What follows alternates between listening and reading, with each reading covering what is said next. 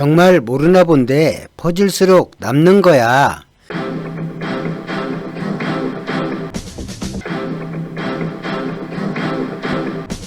오늘 유엔 식량기구에 기사가 실렸습니다.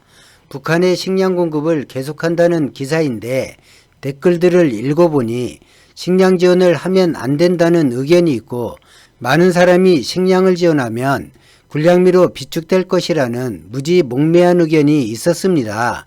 국제기구의 식량 지원은 그냥 국경에서 전달하고 끝나지 않고 실제 배급 상황을 관찰합니다. 그리고 북한은 아직도 남한을 침략하기 위해 호시탐탐 기회를 노리고 있다는 의견이 제법 많았습니다. 마치 7, 80년대로 돌아간 듯한 그런 느낌을 받았습니다. 그래서 썩 좋아하지는 않지만 멸공의 횃불이라는 군가가 생각나서 들어보았습니다. 고향 땅 부모 형제 평화를 위해 전우야 내 나라는 내가 지킨다는 가사 뒤에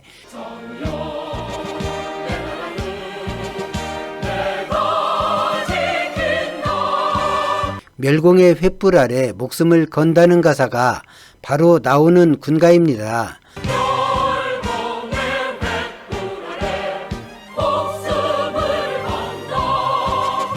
상대가 공산당이든 아니든 침략해오는 모든 회세를 다 지켜야겠죠. 군가를 젖따위로 만들다 보니 공산당이 아닌 다른 회세를 거론하면 똥인지 된장인지 구분 못하는 사람이 있습니다. 전자권을 반환받고 내 나라 내가 지키자고 자주국방하자고 하면 거품을 무시는 분들이 있는데 공산당이 아닌 미국이 전자권을 가졌는데 왜 받아오려 하냐고 일단 반대하고 보는 것이죠. 그분들이 정체성 혼란을 느낄 만큼 혈기왕성할 때 배운 군가가 영향을 미칠까 잠시 생각해 보았습니다. 그분들 댓글을 보면 멸공의 횃불 아래 목숨을 걸 것 같긴 한데 내 나라는 미군이 지켜야 한다 생각합니다. 그러니까 이분들 의견을 종합하자면 나라는 미군 보고 지켜달라 하고 입으로 죽을 때까지 멸공을 외치는 것이니 멸공의 횃불 아래 목숨을 걸긴 거는 것입니다.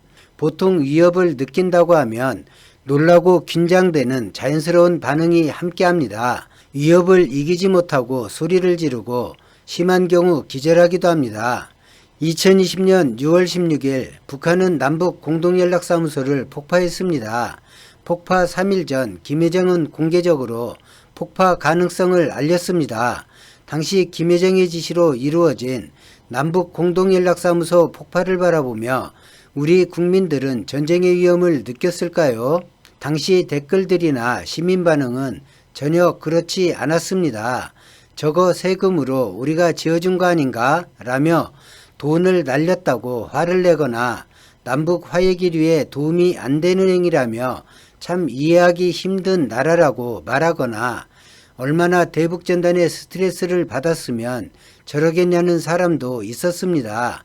성토하거나 대북전단을 반성하자는 댓글이 주를 이뤘지만 북한이 침략해오면 어떡하냐는 댓글은 희한하게도 단 하나도 보이지 않았습니다. 허구한 날 침략할 기회를 노리는 북한이 3일 전에 예고하고 폭파해서 우리 국민이 안심해서 그런 걸까요? 작년 9월 22일 오후 9시에서 10시 사이에 월북한 우리 공무원을 북한 경비정이 사살한 일이 발생했습니다. 정부와 군 당국은 강도 높은 성명을 발표했고 허구한 날 침략의 기회를 엿본다는 북한에서는 무슨 일인지 김정은이 직접 사과를 표하고 사건을 조사하고 시신을 수색하겠다는 통지문을 보내왔습니다. 하지만 비무장 민간인을 사살했다는 국민적 성토는 좀처럼 가시지 않았습니다. 주로 정부 대처를 지적하는 기사에는 충격적인 의견도 있었습니다. 왜 이런 주장을 할까 의아하긴 했습니다. 경비정이나 군함이 북한 영해로 넘어가 구해 왔어야 하는데 왜 보고 있었냐는 것입니다. 평소 남북교류와 평화를 바라는 정부에 반대하면서 우리 국군보다 북한군이 월등히 강해서 미군이 철수하면 바로 적화통일 될 거라면서 전작권도 그래서 반환을 반대한다 외치며 북한의 적화야욕을 말하는 분들이 바로 눈앞에서 벌어진 일처럼 생각하고 댓글을 적은 것인데 무장한 우리 해군이나 해양경비정이 북한 해역에 허락 없이 들어가면 어떤 일이 일어날까요? 허구한 날 침략 기회를 엿보는 북한에 이게 웬 떡이냐며 전쟁을 일으킬 구실을 남한이 알아서 주는 것 아닌가요? 북한을 향해 허구한 날 남한을 적화통일하려 호시탐탐 노린다고 주장하던 분들이 그런 댓글을 왜 적었을까요?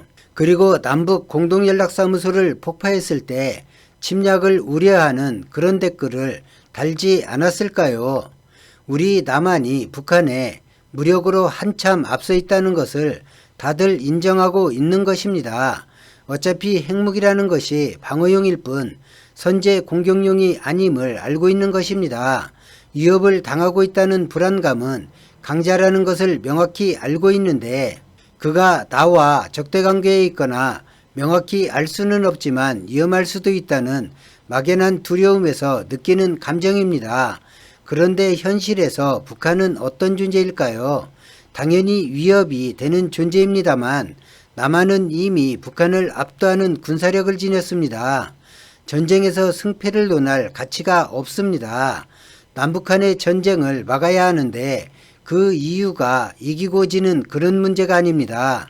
단 며칠 동안 일어나는 전면전이라 해도 너무 많은 물질적 피해와 너무 많은 인명피해를 가져오기 때문입니다.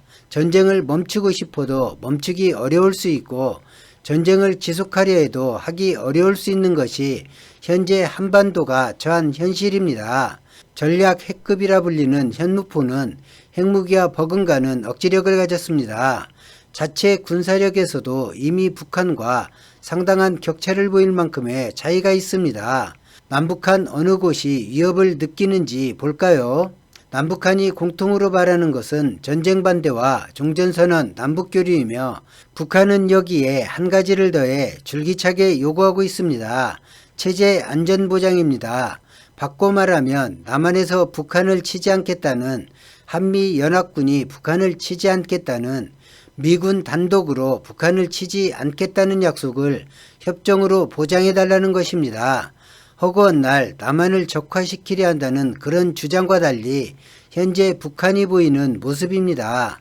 그리고 적화통일 주장을 하는 사람들조차 북한의 위협을 그리 느끼는 것 같지 않습니다. 우리 대한민국의 최악의 상황이 뭘까요?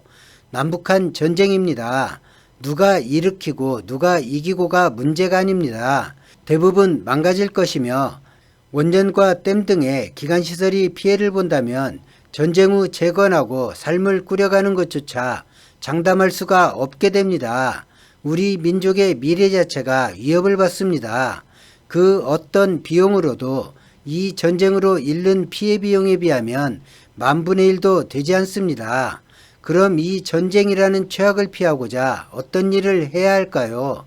남북한은 서로에게 적대정책을 벌여야 합니다. 될 수 있으면 많은 교류를 해야 하고 신뢰를 쌓는 노력을 해야만 합니다. 북한이 예쁘고 안 예쁘고의 문제도 아닙니다. 저는 기본 전제를 한민족의 평화와 공동 번영을 위하는 정책을 희망하지만 민족 전체라는 말에 거부감이 있다 해도 대한민국의 미래를 위해서 반드시 그렇게 해야 합니다. 대한민국은 가진 것이 많은 나라입니다. 피와 땀으로 얻은 결실입니다. 그것을 한순간에 잃을 수 있는 상황이 남북전쟁입니다. 우리가 가진 것을 잃지 않기 위해서라도 북한과의 평화교류 긴장 완화는 선택이 아닌 필수 조건입니다. 그런데 이 평화를 바라는 나라가 불행하게도 우리나라 외에는 없습니다. 투자 없는 결실은 없습니다. 북한에 투자하는 비용이 크면 클수록 대한민국이 얻는 안정과 평화로 얻는 이익은 곱절로 돌아옵니다. 오늘 영상은 여기까지입니다. 고맙습니다.